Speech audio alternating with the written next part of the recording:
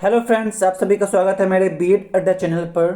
आज मैं आपको बीएड के paper knowledge and curriculum part 2 ज्ञान और पाठ्यक्रम पार्ट 2 के बेहद ही महत्वपूर्ण टॉपिक लर्निंग रिसोर्सेज सीखने की संसाधन, जो कि आपकी वेरी वेरी इंपॉर्टेंट टॉपिक है।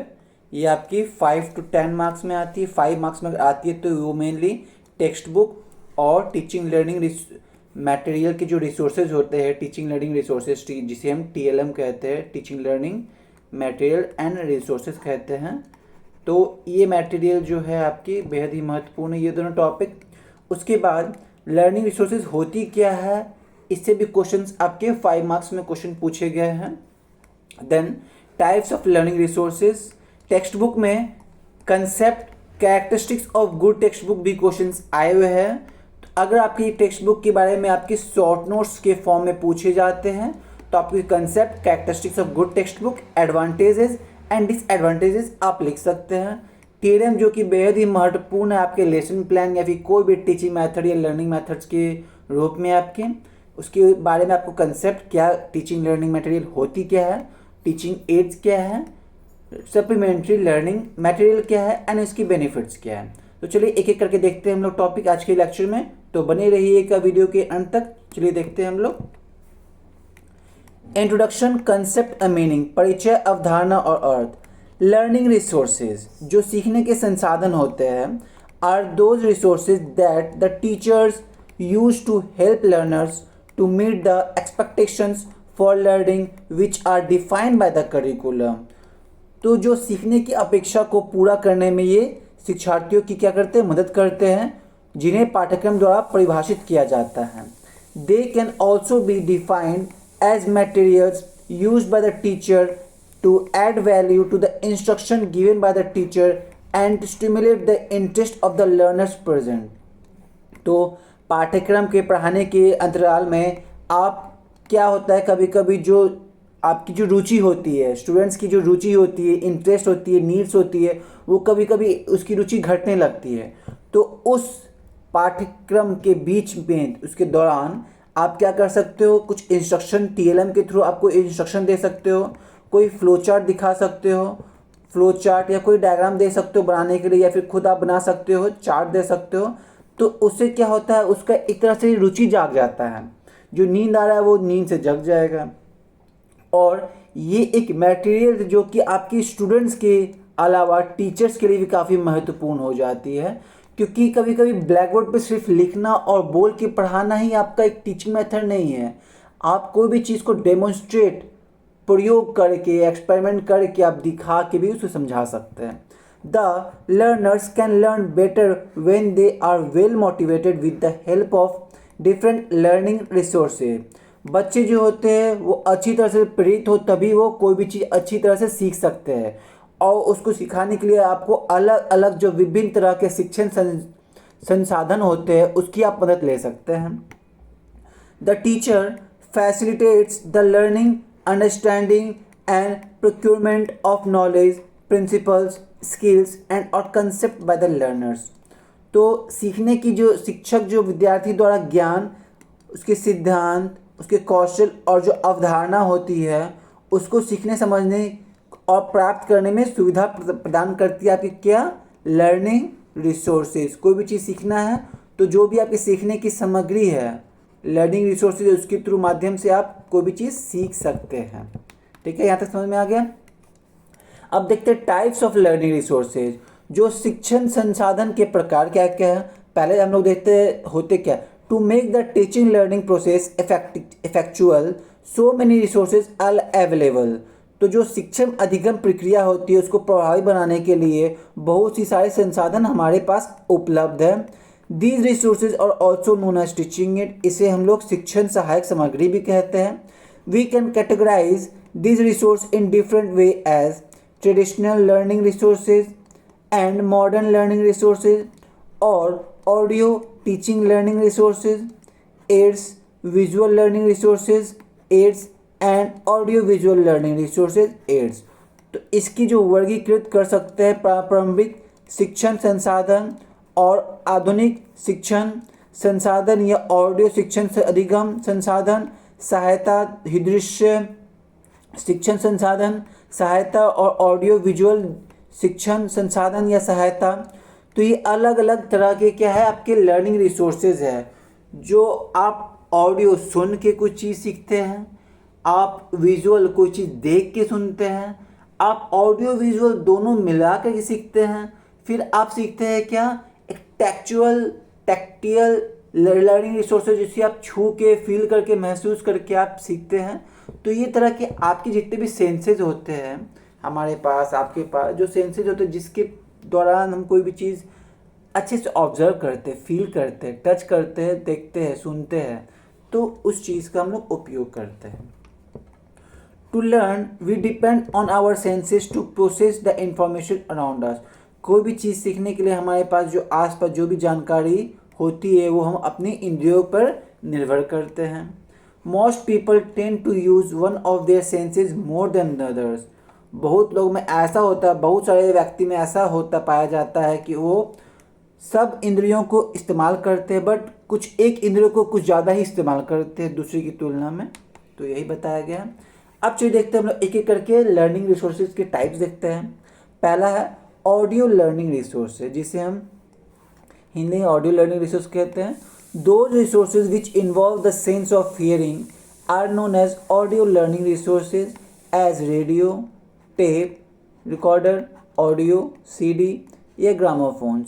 तो वैसे संसाधन जिसे हम सुन कर सीखते हो, सुनने की क्षमता हमारे पास होती हो या शामिल होती हो ऐसे संसाधन में, उसे हम ऑडियो लर्निंग रिसोर्सेज कहते हैं। उदाहरण के तौर पर हमारा जो रेडियो होता है, टेप रिकॉर्डर होता है, या फिर जो ऑडियो सीडी होते हैं, कॉम्पैक्ट डिस्क होते हैं जिससे हम लोग देख के सुनते हैं, और ग्रामोफोन होते हैं।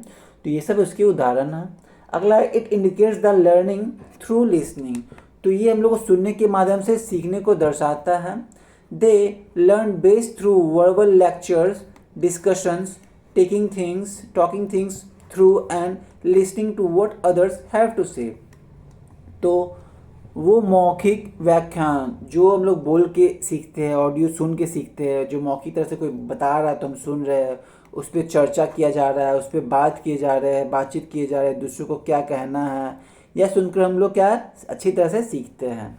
अगला पॉइंट है auditory learners interpret the underlying meanings of speech through listening to tone of voice, pitch, speed and other nuances. तो श्रवण जो सीखने वाले लोग आवाज़ के स्वर या पिच, गति और अन्य बारीकों से सीखते हैं वो ऑडियो लर्नर्स में आते हैं। अगला पॉइंट है रिटन इन्फॉर्मेशन में have little meaning until it is heard. These learners often benefit from reading text aloud and using a tape recorder। तो जो लिखित जानकारी होती है वो उसका तब तक कोई मतलब नहीं होता जब तक उसे आप सुन ना सको, लिख ना सको, और आप यह टेप रिकॉर्डर से सुनने की चलो जोर जोर से पढ़ने की आदत डालोगे, तब तक आपको वो चीज़ इन्फॉर्मेशन जो लिखा हुआ है उसका कोई महत्व नहीं रह पाएगा। तो ये सब आपको करना होगा, तभी आप उस रिसोर्स को आप अपने अंदर ले सकते हो। विजुअल लर्निंग रिसोर्सेज ही दृश्य दिक्षण संसाधन। दृश्य जो those resources which involve senses of vision are known as visual learning resources. वैसे संसाधन जो कि दृष्टि की भावना में शामिल हो उसे वैसे विजुअल लर्निंग रिसोर्सेज में आते हैं, उसे कहते हैं। उदाहरण के तौर पर चार्ट्स, जो कि आपके एक लंबे से चार्ट होते हैं, उस पर आप कुछ लिखते हैं, कंटेंट या पोएम लिख रहे हैं, तो चार्ट से आप किसी को दिखा सकते हैं। उसके बाद है पिक्चर्स, कोई डायग्राम के माध्यम से, कोई चित्र के माध्यम से आप सिखाओ। फिर मॉडल्स हैं, फिर रियल मॉडल्स क्या होते हैं, 2D और 3D मॉडल्स होते हैं, जो कि आप कोई मॉडल्स बना लिए, उसके ऊपर कुछ कंस्ट्रक्शन कर लिए, कुछ बना लिए, जैसे बिल्डिंग बना ली, उसको आप एक्सप्लेन कर रहे हो। तो अलग अलग तरह के मॉडल्स दो टाइप के होते हैं। एक होता है वर्किंग मॉडल्स होते हैं, एक स्टैटिक मॉडल्स होते हैं, ठीक है। तो वर्किंग मॉडल्स ऐसे होते हैं जो आपकी वर्क करते हो, जैसे कि आपकी फिजिक्स में आती है। मान लीजिए आप करंट पास कर रहे हैं मान लीजिए ये बल्ब है आपकी, इस बल्ब से आप करंट पास कर रहे हो, तो आप बैटरी जैसे ही कनेक्ट किए हो, स्विच में लाइन दिए हो, तो ये बल्ब जल जाता है। तो ये वर्किंग मॉडल हो गया। स्टैटिक मॉडल क्या हो गया, कोई मॉडल है जैसे हार्ट है, ठीक है, ये हार्ट है, इसमें बहुत सारे चैम्बर, अलग अलग चैम्बर है, इसको आप अच्छे से डायग्राम को थोड़ा डेमोन्स्ट्रेट कर रहे हो, तो ये एक स्टैटिक मॉडल है, कोई इसमें काम नहीं कर रहा है, आप डायग्राम बना दिए उसको एक्सप्लेन कर रहे हो मॉडल जैसे, तो वैसे स्टैटिक मॉडल में आ जाते हैं। ठीक है, अब आते हैं real objects, flash cards, maps, chalk boards, flannel panel, bulletin board, overhead projector, slides. Slides होते हैं आपके कंप्यूटर में, पीपीटी के स्लाइड्स होते हैं। प्रोजेक्टर जिससे हम लोग ऑडियो विजुअल के माध्यम से हम कोई भी वीडियोस देख सकते हैं या कोई मूवीज़ देख सकते हैं, लर्निंग मूवीज़। बुलेटिन बोर्ड होता है जिस पे नोटिस बोर्ड टाइप होता है, जिस पे आप लोग कोई भी नोटिस लगता है या फिर कोई भी इंपॉर्टेंट चीज़ लिखा रहता है तो उसे बुलेटिन बोर्ड बोलते हैं। चॉक बोर्ड तो पता ही होगा। मैप तो आप ग्लोब होते हैं, ग्लोब से आप अच्छे से मैप समझ सकते हैं, या फिर मैप बड़े से मैप होते हैं, इतने बड़े मैप होते हैं जिसमें भारत का नक्शा, देश, वर्ल्ड का नक्शा बना हुआ रहता है। फ्लैश कार्ड्स होते हैं, छोटे से फ्लैश कार्ड्स होते हैं जिसमें 2-4 लाइन लिखे रहते हैं, आपको याद करने के लिए काफ़ी इंपॉर्टेंट हो जाता है, इसीलिए वो चीज़ होता है। अगला पॉइंट है it indicates learning through seeing. देख कर कोई सीखने का संकेत देता है तो वो विजुअल लर्निंग रिसोर्सेज के अंतर्गत आता है। These learners need to see the teachers body language and facial expression to fully understand the content of the lesson. जो भी लर्नर्स होते हैं, विजुअल लर्नर्स होते हैं, वो क्या होते हैं, वो टीचर्स जो भी शिक्षक पढ़ाते हैं उनके जो आपकी शरीर की जो हाव भाव चाव जो चलती है, उनकी जो हाव भाव या चेहरे पर जो हाव भाव होती है, जो जो शारीरिक भाषाएं होती है, उसको देख के पढ़कर वो समझते हैं। तो इससे ये बहुत ही आवश्यक काम करती है कि आप देख के सीख रहे हो। They tend to prefer sitting at the front of the classroom to avoid visual obstruction other people sitting in the front of them. तो जो भी सिखा रहे हैं वो आपके स्टूडेंट जो है उसके आगे होने चाहिए। इससे क्या होगा, जो भी आगे पीछे बैठे हुए उसको एक समान सबको दिखाई देगा, तो इसमें कोई भी देखने में कठिनाई नहीं होगी। तो ये था all about visual learning resources. They may think in pictures and learn based from visual displays including diagrams, illustrated text, books, overhead transparencies, videos, flip charts and handouts. ये सब आपके उदाहरण हो गए हैं जिसके माध्यम से आप पिक्चर्स या फिर कोई भी लिखी हुई चीज़ है उसको डिस्प्ले करते दिखाते हो। उसमें डायग्राम्स आते हैं, आपके चित्र आते हैं, या फिर आपकी आरेख आती है, सब चित्र होते हैं। पाठ्यक्रम पुस्तक की जो भी आपकी ट्रांसपेरेंसी वो ऊपर आती है जिससे आप देख सकते हैं, समझ सकते हैं और सीख सकते हैं। ड्यूरिंग अ लेक्चर और classroom discussion visual learners offer prefer to take detail notes to absorb the information. जो भी ब्लैक बोर्ड पर लिखी हुई रहती है उसको आप देखते हो और फिर अपने कॉपी पे क्या करते हो, अपने कॉपी में लिखते हो। ठीक है, अगला टाइप है ऑडियो विजुअल लर्निंग रिसोर्सेज। जो भी हम लोग ऑडियो और विजुअल में पढ़े वो दोनों कंबाइन करके रिसोर्सेज जो आते हैं उसे हम ऑडियो विजुअल लर्निंग रिसोर्सेज में बोलते हैं। Those resources which involve the sense of vision and with sense of hearing are known as audio visual resources. वैसे संसाधन जिसमें हम लोग श्रवण के साथ साथ दृष्टि की भावना का इस्तेमाल करते हैं और उसे शामिल करते हैं उसे हम लोग ऑडियो विजुअल रिसोर्सेज कहते हैं, दृश्य श्रव्य शिक्षण संसाधन कहते हैं। उदाहरण के तौर पे television, film strips, film projector, audio video CD. तो जो हमारा टेलीविज़न होता है, टीवी होता है, या फिल्म स्ट्रिप्स होते हैं, या फिल्म प्रोजेक्टर होते हैं, या फिर ऑडियो वीडियो सीडी होते हैं, उसके माध्यम से हम लोग देख के सुनकर सीखते हैं। This provides the most holistic approach to learning and is recommended for students because it helps them memorize and retain information quickly and more effectively। तो जो holistic approach होते हैं ये बहुत ही सबसे समग्र दृष्टिकोण प्रदान करती है और ये स्टूडेंट के माध्यम से बहुत ज़्यादा ही उसको बताया गया है कि उनके लिए बहुत ही आवश्यक है और इससे वो जल्दी से जल्दी सीख सकते हैं, याद कर सकते हैं और कोई भी इंफॉर्मेशन होते हैं वो कम टाइम में आप ज़्यादा प्रभावशाली होते हैं सीखने के माध्यम से। अगला टाइप है काइनेस्टिक या टैक्टाइल लर्निंग, गतिज या स्पर्शीय अधिगम। It indicates learning through moving, doing and touching.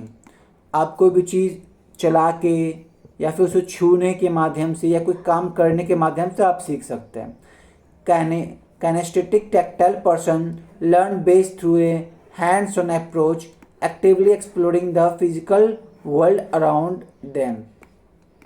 तो वैसे पर्सन जो इस अधिगम को गति या स्पर्शी के दौरान सीखते हैं तो वो उसको आप सबसे अच्छा तरीका होता है कि वो सक्रिय रूप से आसपास की भौतिक दुनिया को खोज करके वो सीखे। हाथ से छू कर, हाथ से सीखने के तरीके से सबसे अच्छा सीखा जा सकता है। जैसे कि जो कि विजुअली इम्पेयर्ड होते हैं उसको आप कोई भी नोट दो क्या कोई भी रुपीज़ के नोट दो, पहले जो नोट्स आते थे उस पर टच फील के आगे आगे नोट पे यहाँ पे एक सिंबल बना हुआ था, जो भी नहीं देख सकता है वो उसे छू के महसूस कर सकता है कि 10 के नोट है, 20 के, 100 के, 500 के, 1000 के, वो उसकी तरह पे विजुअली चयन पर्सन के लिए बनाया गया था पहले के नोट। अब है they may find it hard to sit still for a long periods and may become distracted by their needs for activity and exploration.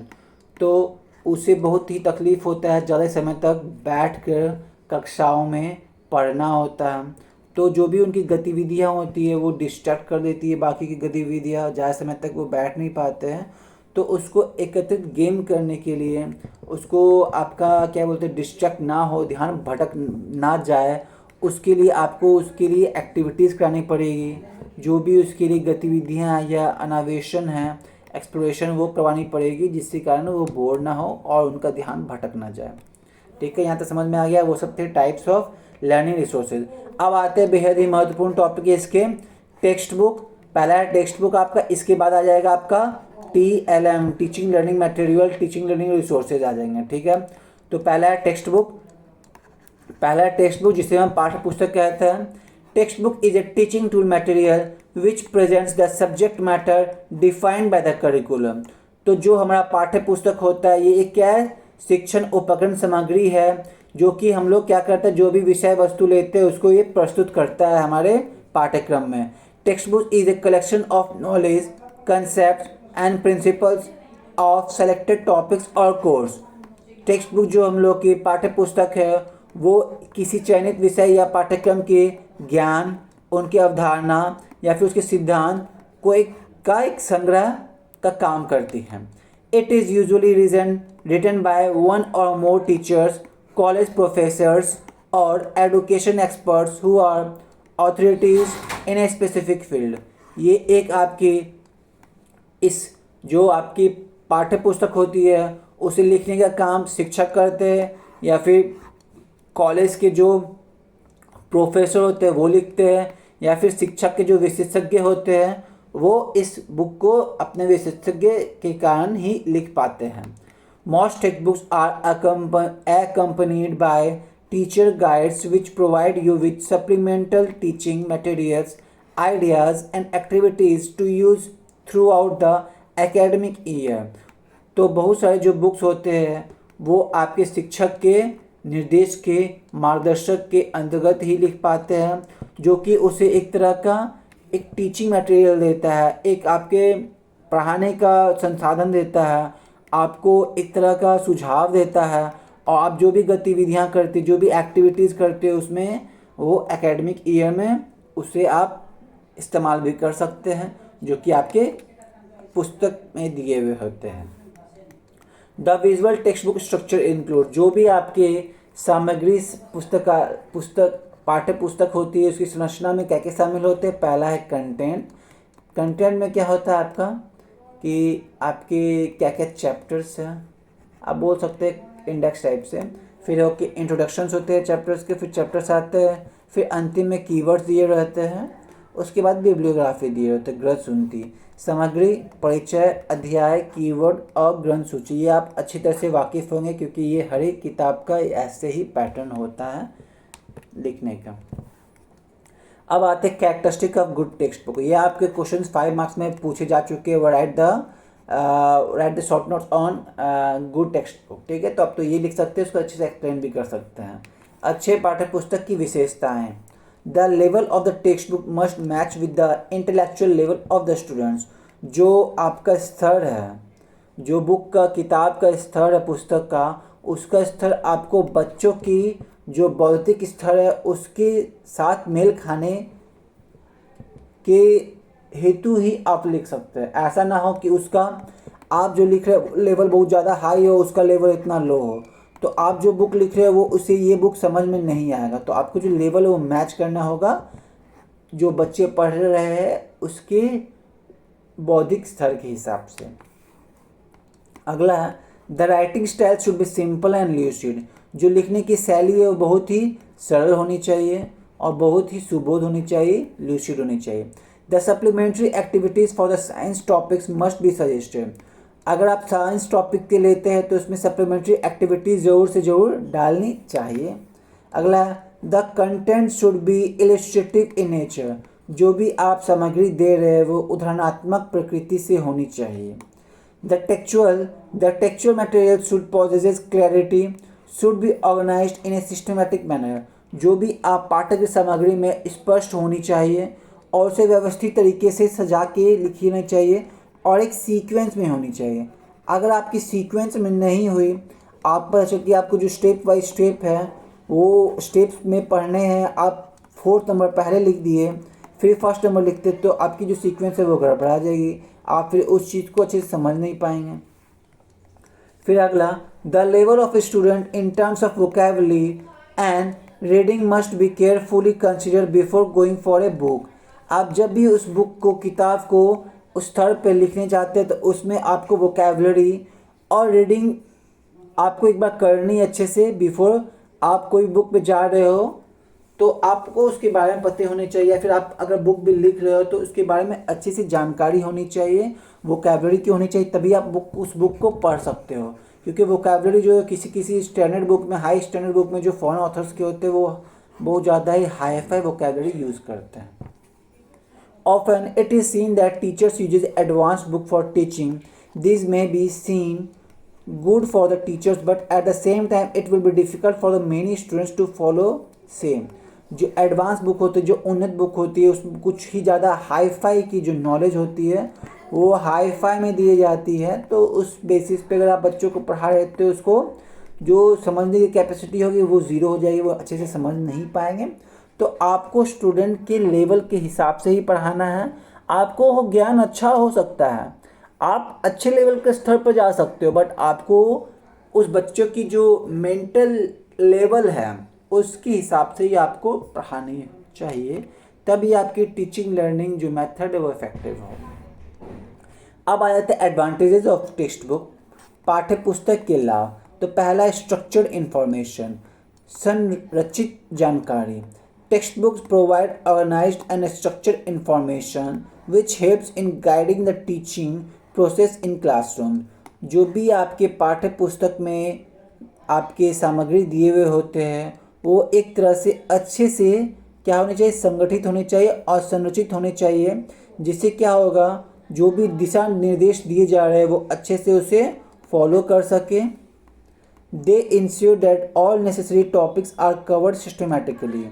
वो अच्छे से इंश्योर कर ले कि जो भी वो अच्छे सुनिश्चित कर ले कि जो भी आवश्यकता विषय है उसकी व्यवस्थित रूप से कवर किया गया हो। ये नहीं कि टॉपिक जो है वो पूर्ण रूप से कंप्लीट ना किया होगा, इनकम्प्लीट किया गया, आधा अधूरा दिया हो, जिसके कारण जो समझने की आपकी जो किताब होगी वो अच्छे से आपको समझ में नहीं आएगी, क्योंकि आधा अधूरा ज्ञान रहेगा, आपके टॉपिक भी कवर नहीं होगी, सिलेबस भी कवर नहीं हो पाएगी। स्टैंडर्डाइज नॉलेज, मानकीकृत ज्ञान। They provide standardise knowledge as per the curriculum, ensuring that all students have access to the same content irrespective of the school or the teacher। अब जो मानकीकृत ज्ञान होता है उसके अनुसार आपको जो भी ज्ञान प्रदान करती है उसमें सभी छात्रों और स्कूल के शिक्षक को प्रभाव के बिना समान सामग्री तक जो पहुंच होती है वो प्राप्त होनी चाहिए। आपको सेम आपको लेवल की सामग्री मिलनी चाहिए। अब अगला पॉइंट है, resource for homework and revision. Text books can use for the homework. जो भी किताब है उसको आप होमवर्क के रूप में उपयोग कर सकते हैं, असाइनमेंट बनाने के रूप में उपयोग कर सकते हैं, और जो भी बेशकीमती जो रिसोर्स है, सामग्री है, उसे आप रिवीजन के तौर पे उसे इस्तेमाल कर सकते हैं। उसे आप किसी दूसरे की मदद करने के लिए, उसे तैयारी करवाने के लिए, कोई भी टेस्ट या फिर एग्ज़ाम परीक्षा होती है उसकी तैयारी करने में उसे काफ़ी ही मददगार होता है। ये अमूल्य संसाधन है, ठीक है। They are also a great resource when there is no access to the internet. जिस समय में इंटरनेट नहीं था उस समय भी किताब ही हमारी प्रमुख ज्ञान थी, ज्ञान की स्रोता थी, ठीक है। Teaching aid, text books are great teaching aid specially for new teachers. जो हमारे पाठ्य पुस्तक होती है वो हमारी शिक्षक को एक सही तरह से सहायक सामग्री के रूप में व्याख्यात करती है। जो भी हमारे कोई भी स्कूल में नए टीचर के रूप में पदस्थापित होते हैं। They provide teachers with a readymade curriculum and lesson plans allowing them to focus on their teaching methods and students interaction. उनकी जो भी शिक्षक अपना पढ़ाने का काम करते हैं, खासकर ऐसे शिक्षकों को तैयार पाठ्यक्रम पर पाठ्य योजना और जो उनके पाठ्य योजना और पाठ्यक्रम है उनमें ये काफ़ी अच्छी विधियां और छात्र बातचीत पर ध्यान केंद्रित करने को अनुमति मिलती है आपके अच्छे टेक्स्ट बुक की। अगला पॉइंट है reliability,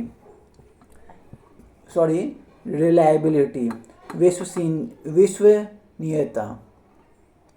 text books are often written in reviewed by subject experts. जो आपके पाठ्य पुस्तक लिखे गए हैं वो आपके सब्जेक्ट एक्सपर्ट के द्वारा रिव्यू भी करने चाहिए।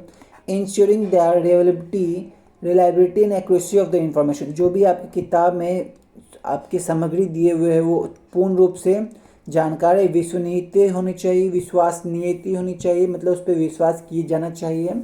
और सटीकता, मतलब जो भी सटीकता सुनिश्चित होनी चाहिए, जो भी स्ट्रेट फॉरवर्ड नॉलेज होनी चाहिए, आपकी एक्यूरेसी सही से होनी चाहिए। They are often based on latest research and effective teaching strategies.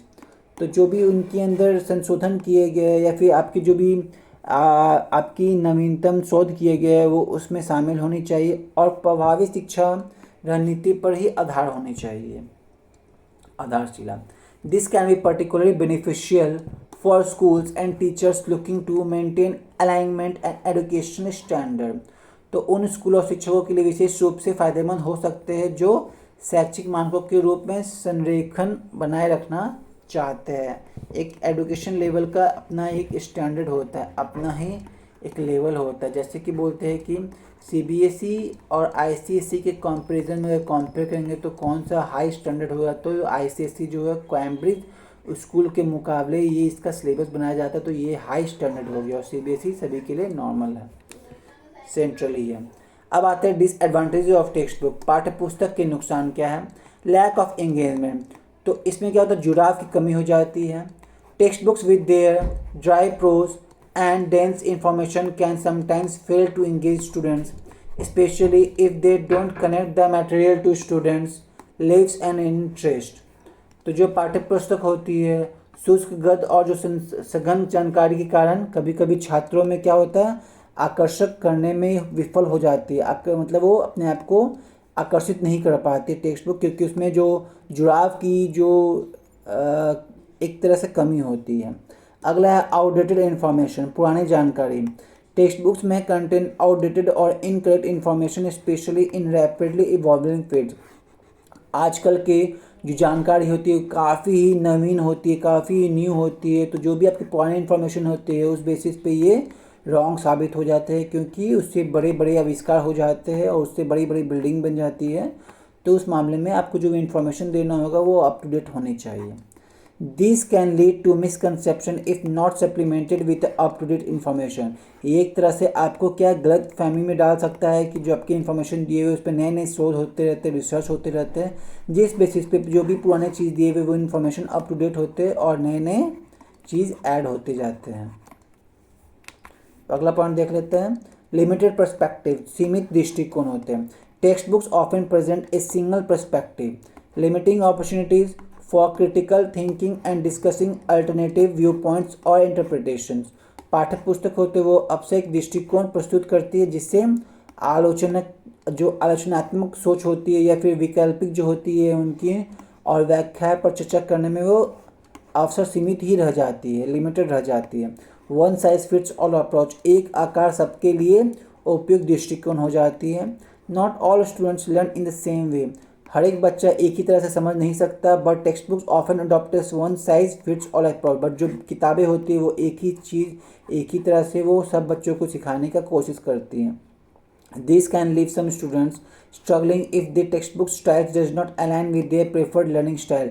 कभी कभी क्या होती है, किताबें जो लिखी रहती है वो आपकी स्टूडेंट के बेसिस पे, स्टूडेंट के मेंटल लेवल के हिसाब से नहीं बनाई जाती है, वो आपके ऊपर से पार कर जाती है। तो वो स्टाइल जो है वो लर्निंग स्टाइल वो बच्चों के लिए उपयोगी नहीं होते। ठीक है, अब अगला पॉइंट देखते हैं, डिपेंडेंस ऑन टेक्स्ट बुक। जो भी पाठ्य पुस्तकों पर जो निर्भरता है वो ख़त्म होनी चाहिए। Over reliance on the text book might hinder the development of teaching skills. इससे क्या होता है, जो अपना टीचिंग स्किल है वो हम लोग क्या कर देते हैं, उसको कम करने लगते हैं, टीचिंग स्किल्स को कम आंकने लगते हैं, उसके बेसिस पे हम लोग फिर जो टीचिंग स्टाइल है वो ख़राब हो जाता है। Teachers may become less adept at creating their own lesson plans or adapted to new teaching methods and tools. Teaching की जो अपनी जो एडेप्टिव मेथड्स है, क्रिएटिंग स्टाइल्स है अपने लेसन प्लान बनाने का, वो चीज़ है वो ख़त्म हो जाती है, जिसके कारण जो इनकी जो टीचिंग मेथड्स है वो नहीं हो जाती है और टूल्स भी आ जाते हैं। अब आता है नेक्स्ट है जो कि काफ़ी महत्वपूर्ण, टीचिंग लर्निंग मटेरियल TLM, शिक्षण अधिगम सामग्री TLM। ठीक है, teaching and learning is a process that includes many variables. जो पढ़ाने का शिक्षण और सीखने की जो सामग्री की एक ऐसी प्रक्रिया होती है जिसमें कई तरह के वेरिएबल्स होते हैं, कई चर होते हैं। This variables interact as learners work towards their goals and incorporate new knowledge, behavior and skills that add to their range of learning experiences। तो इस तरह के जो वेरिएबल्स होते हैं वो बच्चों के साथ एक तरह का इंटरेक्शन कोऑपरेशन बनाने की कोशिश करते हैं, जिसमें कि उनका जो उद्देश्य है, उनका जो ज्ञान है, उनका जो उद्देश्य है, उनका जो व्यवहार है, कौशल को शामिल करते हैं, उनको सीखने की अनुभवों को सीमा में जोड़ती रहती है। TLM एक संक्षिप्त नाम है जिसका उपयोग शिक्षा अधिगम सामग्री के लिए किया जाता है, टीचिंग लर्निंग मटेरियल के लिए किया जाता है। The TLM is a spectrum of educational materials that teacher uses in the classroom to support specific learning objectives, to help students improve or reinforce special skills and sometimes to make learning fun. तो कभी कभी क्या होता है, teaching learning material उनके लिए काफ़ी ही मज़ेदार साबित हो जाती है, उनके विशेषण कौशल की जो भी बनाने की सिद्ध करने में मदद करती है, कभी कभी सीखने को मज़ेदार बनाने लगती है। ठीक है, उनकी जो स्पेशल स्किल्स होती है खासकर वो चीज़ काफ़ी इंटरेस्टिंग हो जाती है। इन शॉर्ट्स हम छोटे में ये बोल सकते हैं कि we can say that teaching learning materials are the must for constructive knowledge. जो भी कंस्ट्रक्टिव नॉलेज है, आपकी रचनात्मक ज्ञान है, उसके लिए TLM काफ़ी ही महत्वपूर्ण हो जाती है। Here are a few example of teaching learning materials. कुछ लर्निंग मटेरियल्स के कुछ उदाहरण है। पहला है मैप, जो मानचित्र होते हैं। दूसरा है चार्ट या फिर चित्र होते हैं, डायग्राम्स होते हैं। फिर आप बुक किताबें होती है, आलेख हो गए। ओवरहेड प्रोजेक्टर, जो आपके माथा के ऊपर जो प्रोजेक्टर्स होते हैं, टीवी, टेलीविज़न और वीडियोस, जो भी आप वीडियोस देखते हैं। स्लाइड प्रोजेक्टर, जो आप बड़े प्रोजेक्टर पे आप स्लाइड करके PPT के लगा देते हैं। देन ब्लैक बोर्ड, जिस पे आप ब्लैक बोर्ड यूज़ होती है लिखने के लिए, डायग्राम बनाने के लिए। चॉक बोर्ड, जिस चीज़ से आप चॉक लिखते हैं उसका बोर्ड। फ्लिपकार्ट चार्ट से आप फ्लिप करके यूज़ करते हैं, उस पर नॉलेज दिए रहते हैं, फ्लिप चार्ट बोलते हैं। Then chalk, filter pens and markers, ये सब मार्कर जो होते हैं आपके लिखने के काम आते हैं, चॉक, फिल्टर, मार्क। देन है teaching ads. Teachers use teaching aids such as maps, wall charts, flip charts, flashcards, scientific models, kits and toys to support teaching and learning activities at the school। तो जो शिक्षण सहायक सामग्री होती है उसमें अलग अलग तरह के मानचित्र, ये भी वही चीज़ बताए थे कि मानचित्र होते हैं, मॉडल्स होते हैं, फिर कुछ भी होते हैं, वो चीज़ उसमें ऐड किए जाते हैं। तो ये चीज़ आपके लिए काफ़ी महत्वपूर्ण हो जाता है। ठीक है, तो आपके शिक्षण सहायक सामग्री के अंतर्गत आते हैं। अब अगला हम लोग पॉइंट देख लेते हैं क्या है। तो यहाँ तक आपको समझ में आ गया, टीचिंग लर्निंग एड थे। अब अगला है हम लोग का कि सप्लीमेंट्री लर्निंग मटेरियल्स, पूरक शिक्षा सामग्री। The school can acquire a variety of supplementary learning materials that students can use to enforce their learning. तो जो हमारे विद्यालय होती है वो विभिन्न तरह के पूरक शिक्षक सामग्री जो होती है, शिक्षक सामग्री प्राप्त करते हैं और उसे शिक्षक जो बच्चे होते हैं उसके लिए भी काफ़ी महत्वपूर्ण होते हैं। तो उसके लिए उपयोग के लिए वो लाकर वो सिखाते हैं। The most common among these materials are books. इसमें से बहुत सारी ज़्यादा आम सामग्री होती है, जैसे कि किताबें होती है, हमारा समाचार पत्र होता है, जैसे फिर पत्रिकाएँ होती है, या फिर कोई भी चीज़ पठन सामग्री होती है जो हमें सप्लीमेंट्री और टेक्स्ट बुक के रूप में मिलती है। फिर students can borrow various charts, kits, models and equipments or instruments for science, sports and music arts. Science जो भी विज्ञान होते हैं या फिर खेलकूद होते हैं या फिर गाना सीखने के लिए जो भी हमें मॉडल्स या फिर इक्विपमेंट्स मिले जाते हैं, जो सामग्री मिलती है उससे हम लोग सीखते हैं, यंत्र मिलता है उसे उधार लेके हम लोग सीखते हैं। तो यहाँ तक समझ में आ गया होगा। For schools that are equipped with audio, video equipment and computers, the range of supplementary learning material can also include audio tapes, video tapes, CD-ROMs, DVDs, access to computers and access to internet। तो internet के माध्यम से या supplementary materials के माध्यम से या फिर ऑडियो टेप्स वीडियो टेप्स जो आते हैं गोल गोल ऐसे डिस्क आती थी, ये ऑडियो हम लोग कंप्यूटर में या सीडी प्लेयर में लगा के यूज़ करते थे। फिर कैसेट्स आती थी, ऐसे आपकी कैसेट्स होती थी जिसमें ये छोटे छोटे यहाँ एक गोल होते थे, यहाँ एक गोल होते, कैसेट जिसे बोलते थे। फिर एक फ्लॉपी डिस्क आती थी जो भी हम लोग कंप्यूटर में लगा देते, उसमें एक यहाँ ऐसी लिखी रहती थी और यहाँ कुछ कुछ लिखे रहते थे। तो ये सब चीज़ क्या था, हम लोग के लर्निंग सीखने के लिए ये सब सामग्री थी जो हम लोग इस्तेमाल करते थे। अब आ जाता है बेनिफिट्स ऑफ टीएलएम। टीएलएम के क्या क्या लाभ है। पहला है मेक लेसन्स इंटरेस्टिंग, जो भी पाठक होता है उसको रोचक बनाने के काम आती हैं। अगला है मेक लर्निंग ईजी, सीखने को आसान बनाने का काम करती है। हेल्प लर्निंग, दैट इज़ ये सीखने की मदद करती है, यानी that is what is have been learn, जो भी हम लोग पढ़ते हैं दिमाग में लंबे समय तक रखते हैं उसे मदद करती है। Help teachers to deliver their lesson successfully and easily, तो ये शिक्षक को उसके जो पाठ है उसको सफलतापूर्वक और आसानी से पढ़ाने में मदद करती है। Enables teachers to express internet concept of learning effectively, तो शिक्षक को जो सीखने की इच्छित अवधारणा को प्रभावी ढंग से व्यक्त करने में सक्षम बनाती है। Can be found locally and therefore are cheap, ये आपको स्थानीय रूप में प्राप्त हो जाती है इसलिए ये बहुत ही सस्ते हैं। Are usually easy to carry portable, ये जो टीएलएम है ये बहुत ही आसानी तरीके से हल्के होते हैं, इसे आमतौर पर कहीं भी लेके लाया जाया जा सकता है। Enable everyone in a classroom situation to participate effectively, कक्षा की स्थिति में सभी की प्रभावी ढंग से भाग लेने में सक्षम बनाता है।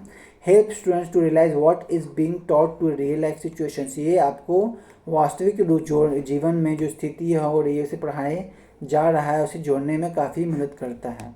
ठीक है, बेनिफिट्स हो गया।